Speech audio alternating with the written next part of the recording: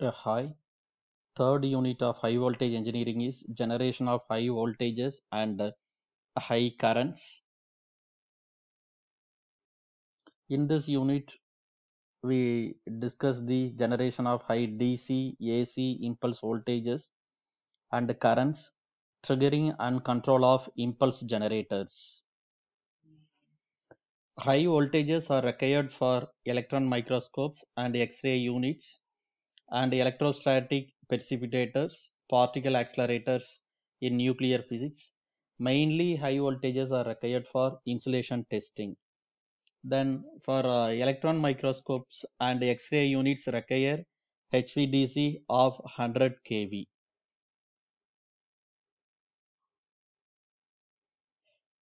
Next generation of high DC voltages.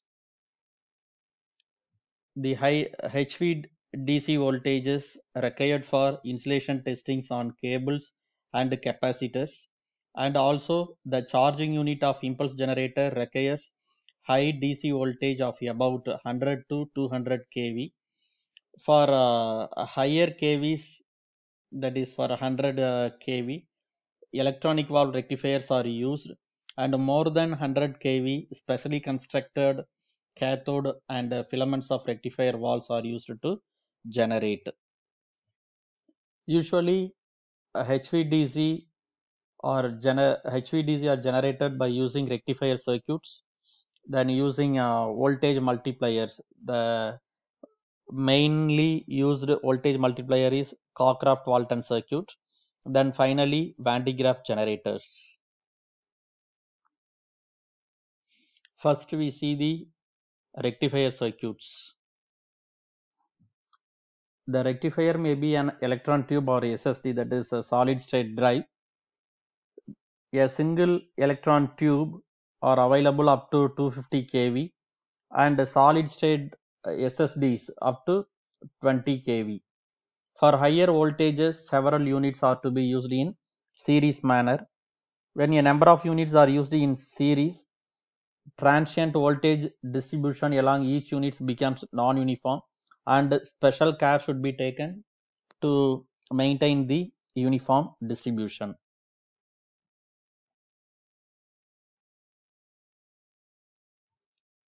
Figures show the half wave and full wave rectifier. Figure A shows the half wave rectifier. During the positive half of the input, the diode, that is a rectifier, conducts and capacitor charges to the maximum HV secondary voltage, that is Vmax. In another half, the capacitor is discharged into the load. Okay, during the positive half, the diode conducts and capacitor charges to the Vmax, that is a secondary available AC voltage. And during the negative half, then this capacitor discharges to the load.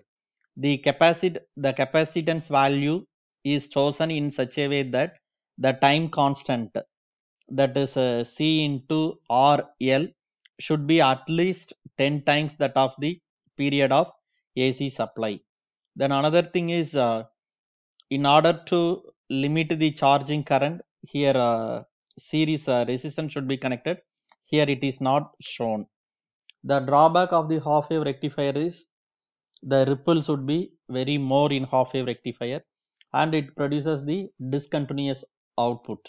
So in order to rectify that, we go for the full wave rectifier. During positive half of the input, rectifier A conducts and the capacitor charges. During negative half of the input, rectifier B conducts and capacitor charges. The requirement of full wave rectifier is the requirement of center tapped transformer with a rating of 2 volts. Here full wave rectifier requires a center tapped transformer with a rating of 2 volts.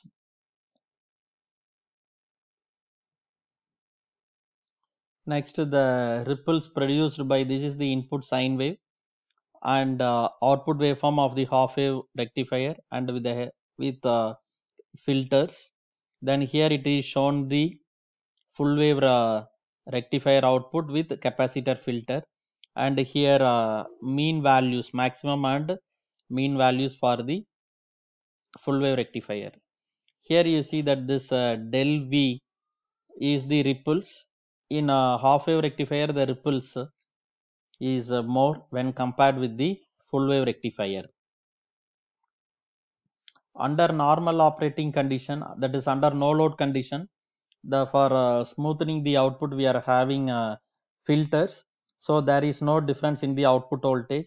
Whereas under loaded condition there is the fluctuation in the power output. That is under loaded condition, a fluctuation in the output voltage del V appears, which is called as ripples del V. This ripple voltage del V depends upon the supply frequency, time constant, as well as the reactance of the supply transformer. Then next one is voltage doublers. In case of half wave and full wave rectifiers, produce DC voltage lesser than the maximum voltage of AC input. When higher DC voltages are needed, a voltage doubler circuit or a cascaded doubler circuits can be used. The voltage doubler circuit is shown here. Here during the negative half of the input, the capacitor C1 is charged to capacitor C1, that is during negative half the capacitor C1 is charged through the diode D1 to a value of Vmax plus Vmax with polarity as shown in the figure. As the voltage of the transformer rises to positive Vmax during the next half cycle, the potential of this other terminal C1 rises to a voltage value of plus 2 Vmax. Then this capacitor C2, thus the capacitor C2 is charged with the help of D2 by 2 Vmax. Normally this DC voltage on load will be less than the 2 Vmax depending upon the time constant, that is C2 RL. Based on the time constant, here the output is available here. The next topic is voltage multiplier circuit, that is usually that Cockcroft-Walton circuit is used. Here if the voltage requirement is more than the doubling of the input voltage, then the doubler circuit can be used in the number of stages. Here in this case, for higher voltage requirement, we use too many supply and isolating transformer, and it is possible to generate very high DC voltage from single supply transformers by extending simply this doubler circuit. And this is very simple and compact when the load current requirement is less than 1 milliamps, such as CROs, etc. Valve type pulse generators may be used instead of conventional AC supply, and the circuit becomes compact. Here see that this is the transformer. Consider this transformer, capacitor C1 and C1, C2, D1, D2 form the voltage doubler circuit. Here you see that the voltage across this capacitor is, in voltage doubler circuit, the voltage is twice the input voltage. Here we will get TV max, 2 Vmax. Then if you add that number of stages, here we will get 4 Vmax. Then here we will get 2n Vmax. As per the requirement, the number of stages can be extended. Here during the positive half of the input, diode D1, D3 and D2n minus 1 conduct. Then similarly for the negative half, this diodes D2, D4 and D2N are going to conduct. Okay, then according to that, here you can tap the output. Next we will see that ripples in cascaded voltage transformer,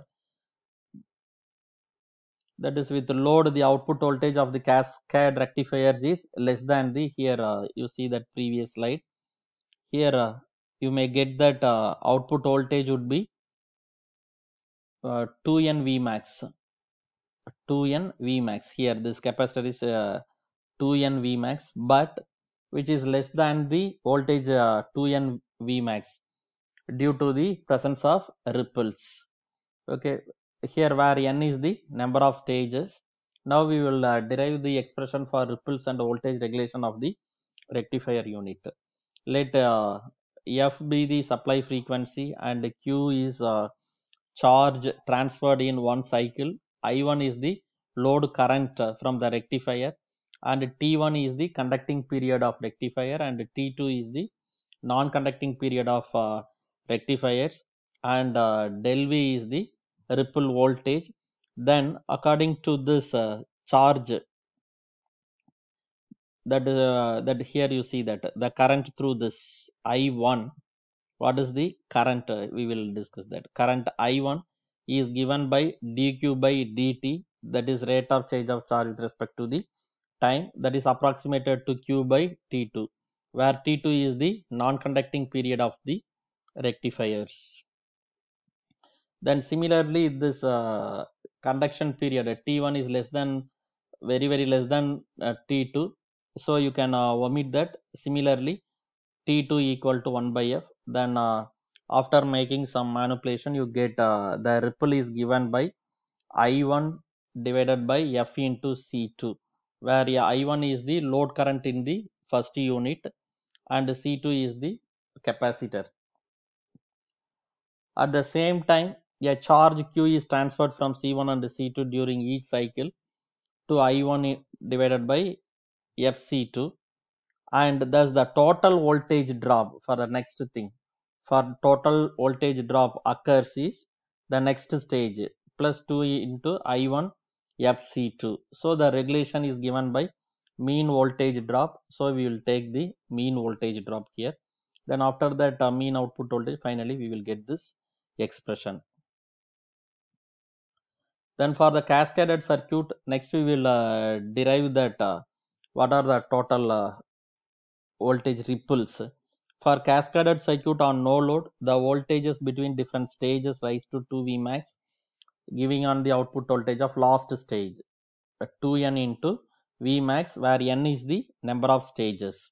We assume that for the first thing, that second unit, the ripple is given by here, and then n minus 2 stage, for n minus 2 stage, 2n minus 2 stage is this expression.